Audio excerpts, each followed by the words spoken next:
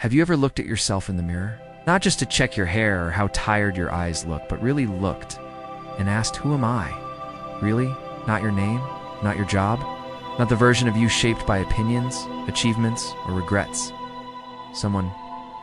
Yet rarely do we pause to ask who we were before the becoming began.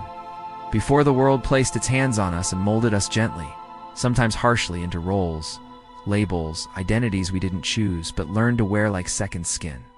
But the raw presence beneath it all, the quiet essence that was there long before you were praised for being good or scolded for being different. We're going to uncover the one that's already there. And you'll see it. How naturally they laugh, cry, explore.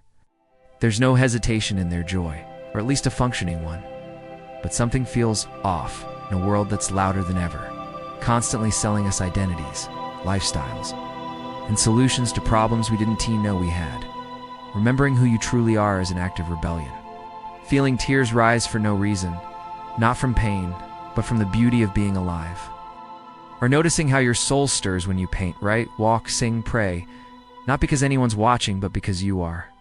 To question the labels you've worn, to listen to the voice that whispers beneath the ones that shout, because something deeper is calling. And it's not asking you to become anything more. It's also an act of love. It's like we're living near ourselves, but not as ourselves.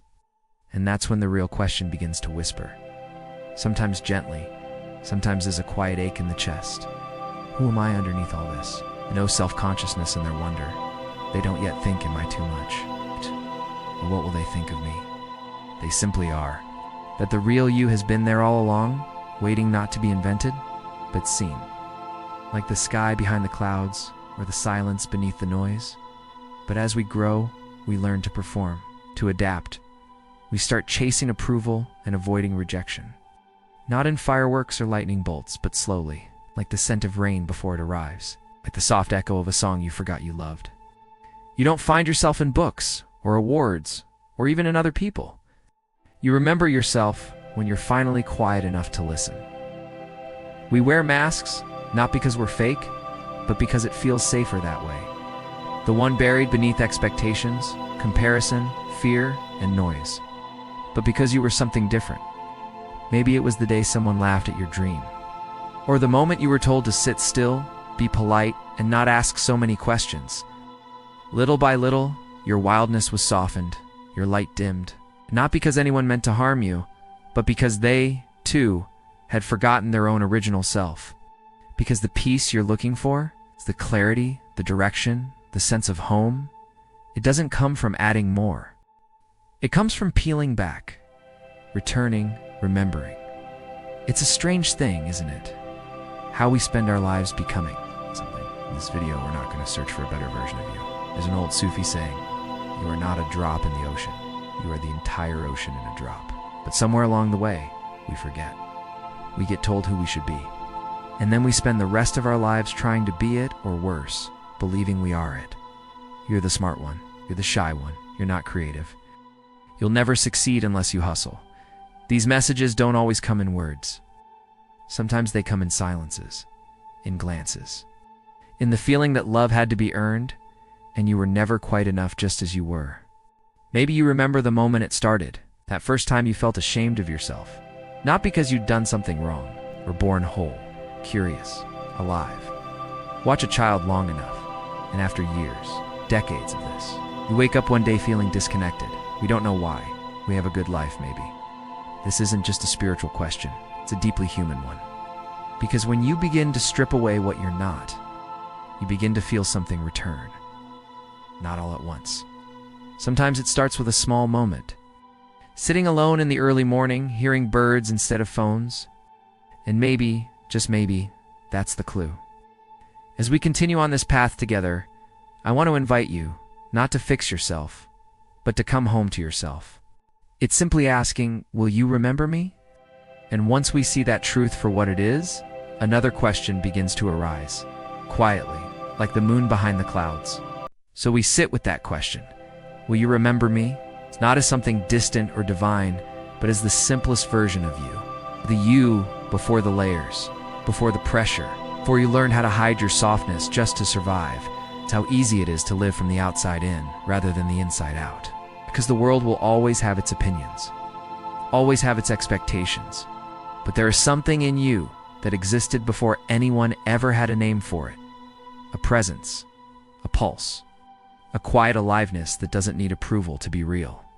The world gives us mirrors, but they're often distorted. Some make us feel too small, others too much. And somewhere along the way, we stop trusting the reflection within. That quiet knowing that doesn't shout, but simply is. It's strange, isn't it? How easily we forget. But truth doesn't die, waits, patiently, like the roots of a tree under snow. But to gently ask, what if I let myself be who I really am? I just need to be true. And truth, like nature, changes shape. You're allowed to outgrow versions of yourself. You're allowed to evolve, to shift, to bloom differently every season. That's not chaos. That's wisdom. That's life. Even if that version of me doesn't make sense to everyone. Even if it's softer, or louder, or more peaceful, or more wild. Even if it changes everything, your stillness, your love of drawing or building or dreaming. Maybe it was your laughter, your quiet leadership, your connection to something sacred, even if you didn't have words for it at the time.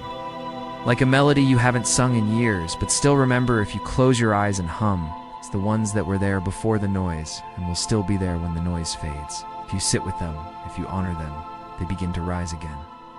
Like old friends returning after a long journey, arms wide open, saying, "We've missed you." Maybe you're tired, not in a physical way, but in that soul-deep kind of way. We started asking, what have I abandoned that was always mine? The kind of tired that comes from being everything to everyone except yourself. This isn't about rejecting the world. It's about not letting it define you.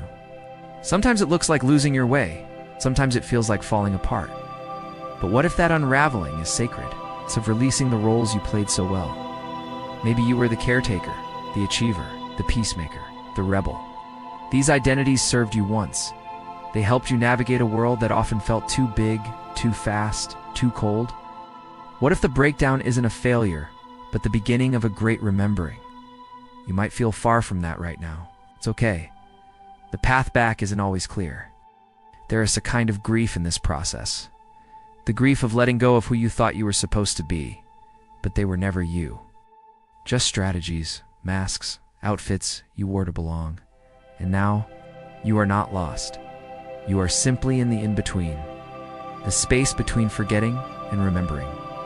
And even if it feels dark, you are not alone. If that's where you are, please hear this. You are not broken.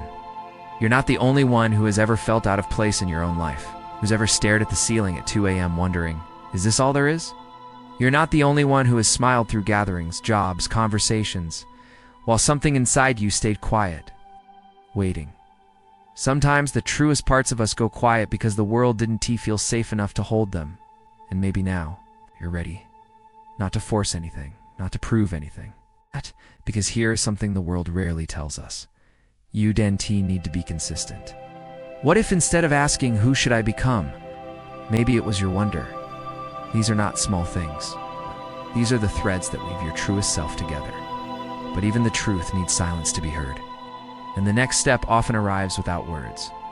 As we move deeper into this quiet space, it becomes clear that who you were before the world told you who to be is not a distant memory, or a lost treasure buried in the past. It's a living presence, humming beneath the surface of your everyday life, waiting for you to notice, waiting for you to come home. You might not feel it all the time. Sometimes it will whisper, sometimes it will shout, sometimes it will simply be the small pause between thoughts, a breath, a glance, a moment of stillness, and that's enough. So you don't need to have it all figured out. It's like the river flowing quietly under the moonlight, carrying everything with it, never clinging, never resisting. Oh. And in that flow, there is peace. You don't need to prove your worth or answer all the questions. You simply need to remember that beneath the roles, the stories, the endless to-do lists, there is a core of you that is always free. Free to love, to rest, to explore, to be. The path may have been winding and at times unclear, but every step, every detour, every pause was part of the journey. because the journey to yourself is the most important journey you'll ever take. And now, here you are, still breathing, still searching, still alive. This freedom isn't loud or flashy. It doesn't demand attention or validation. It simply is. Listen to it, because that's the voice of your true self, inviting you to step closer, to soften, to remember. You were never lost. You were simply walking the long way home to yourself. To sit with yourself even when it's uncomfortable. Let us keep this conversation open in the comments below. A gentle space where we can remember together, piece by piece. To hold your own hand through the dark. Be curious about who you are beyond what you've been told. So today, if you feel a stirring inside, a gentle nudge, or a quiet question, honor it. You don't have to do this perfectly. You don't have to rush. You just have to be willing to show up. If this video sparked something inside you, something tender or wild or even confusing, I'd love to hear what it stirred. And if you want more moments like this, quiet reflections, gentle questions, and soulful reminders, please consider liking this video and subscribing. Until next time, stay curious and stay true to the mystery within you.